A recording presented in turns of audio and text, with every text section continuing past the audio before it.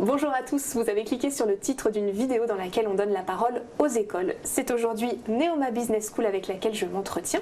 Derrière moi, il y a Sylvie Jean, la directrice du programme Grande École, et 3 étudiants. On a tourné ensemble plusieurs vidéos, je vous laisse avec celle-ci et n'oubliez pas de cliquer sur les autres juste après. Merci.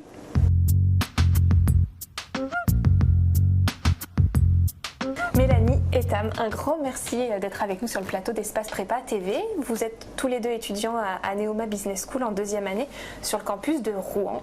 Et vous êtes tous les deux passés par une classe prépa avant d'intégrer l'école. J'aimerais qu'on revienne, avant de parler de votre investissement associatif important, j'aimerais qu'on revienne sur ce qui s'est passé pour vous en prépa. Mélanie, d'abord, est-ce que tu peux revenir rapidement sur tes années de prépa? Est-ce que c'était une expérience difficile? Est-ce que c'était une expérience dont tu es heureuse aujourd'hui et que tu gardes comme une bonne expérience? Je pense que oui, c'était évidemment une expérience difficile parce que la prépa, on a énormément de travail et on n'est pas forcément habitué à ça. Maintenant, je regrette pas du tout d'avoir fait ça parce que ça m'a appris énormément sur moi, sur le dépassement de soi, sur qui j'étais, qu'est-ce que j'avais envie de faire, qu'est-ce que j'avais envie d'être et donc c'est une très bonne expérience, je pense. Pour toi, Etam, même chose? Tout à fait. Moi, en fait, je viens du Maroc, donc j'ai fait ma prépa au Maroc et après, donc je suis venu ici. C'était super intéressant de faire la prépa. Enfin, je trouve que c'est un enseignement vraiment enrichissant. Et puis, ce qui est intéressant aussi, c'est quand on arrive en fait d'un pays tout à fait différent et qu'on découvre que finalement, on a tous un peu appris les mêmes choses et qu'on a tous en fait ce gros bagage culturel qu'on va pouvoir réexploiter par la suite. Donc, c'est vraiment super. Un petit mot sur les concours. Comment est-ce que vous les avez vécus, l'étape des écrits puis des oraux? Est-ce que c'était ce marathon épuisant dont on parle souvent, Mélanie? Oui, donc les concours c'était assez difficile au niveau des écrits. C'est 3 semaines, donc c'est très intense. On est un peu dans une sorte de bulle et on pense qu'à ça. Donc oui, assez difficile, mais après on est content de l'avoir fait. Pour les oraux, Etam? Pour les oraux, moi je trouve que c'est contrastant en fait avec les écrits, justement parce qu'on est vraiment beaucoup plus, j'ai envie de dire, dans une ambiance très chill, comme on peut dire. On vient en fait, c'est juste voilà qui on est. On a juste à se présenter comme on est et puis on va nous apprécier pour ce qu'on a à proposer et puis voilà. Ok, donc finalement un moment de rencontre avec sa future école. Exactement. Où on partage. Et c'est vraiment en fait l'occasion de découvrir l'école, mais aussi découvrir les alumni ou les personnes qui font partie de l'école, que ce soit le staff ou autre. Donc à ce moment-là, c'est beaucoup plus calme. Pourquoi vous avez choisi Neoma tous les deux, Etam? Alors moi, essentiellement, je pense pour justement mon association, mais aussi pour ce que j'ai pu voir en fait à Neoma quand j'ai passé donc mes entretiens. Les admissibles pour moi à Neoma, c'était la meilleure expérience de toutes les écoles que j'ai passées. Et voilà. Mélanie? Alors moi c'est un peu particulier parce que j'avais d'autres écoles que j'ai pas forcément eues, donc Neoma c'était pas spécialement mon premier choix à la base, mais j'avais énormément aimé les oraux à Neoma, pareil l'ambiance, les admissibles, j'avais bien aimé, je m'étais sentie tout de suite bien dans l'école, une très bonne atmosphère, donc voilà.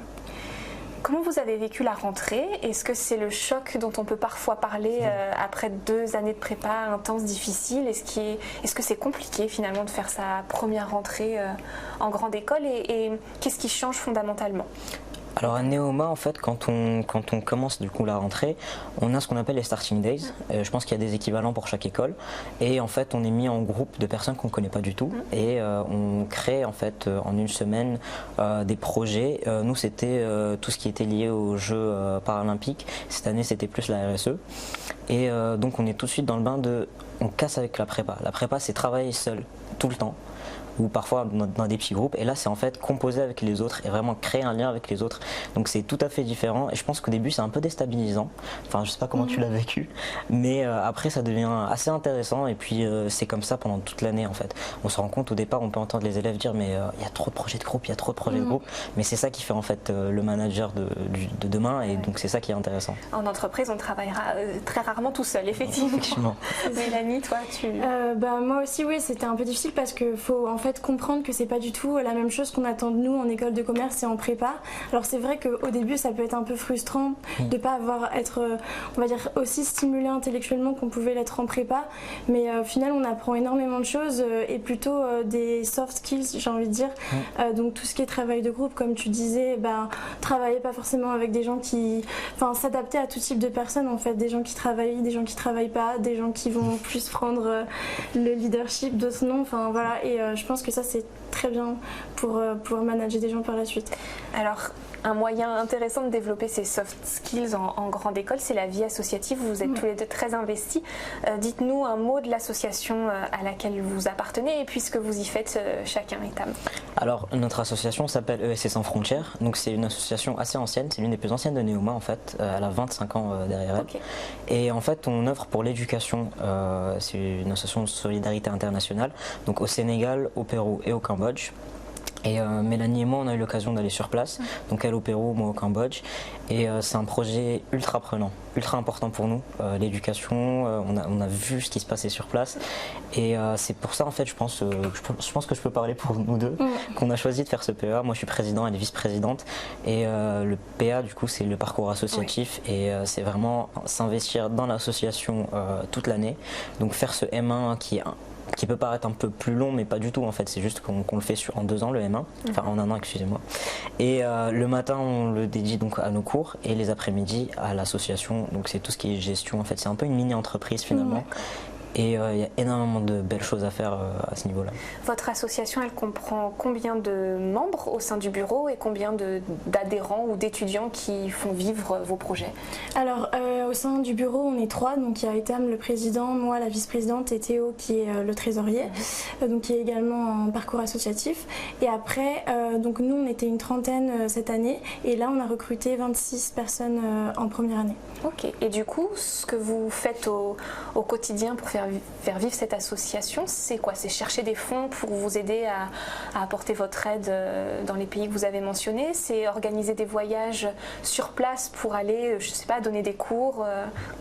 Alors, on organise des événements un peu comme toutes les autres associations. Donc, on fait des journées type Sénégal, Cambodge, Pérou à Neoma. On fait de la sensibilisation quand on peut à Rouen.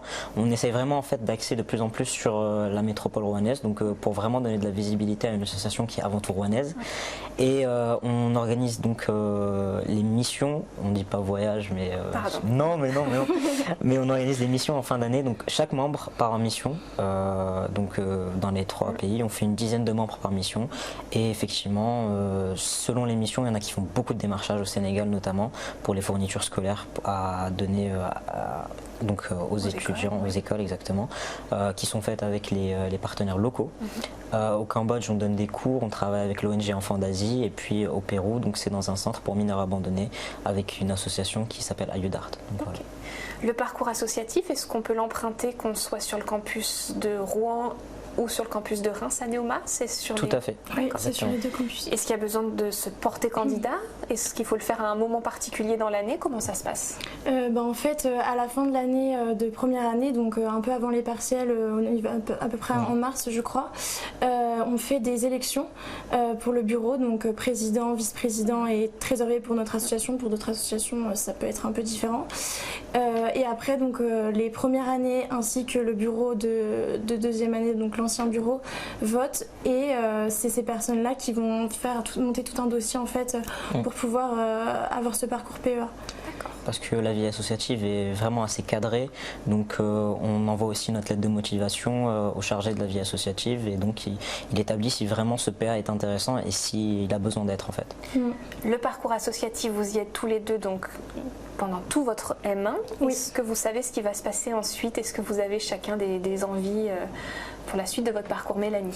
En fait, par la suite, on va faire 6 mois de stage et 6 mois d'échange. Donc on peut choisir si on commence par le stage ou par l'échange. Personnellement, je pense que je vais opter pour d'abord le stage.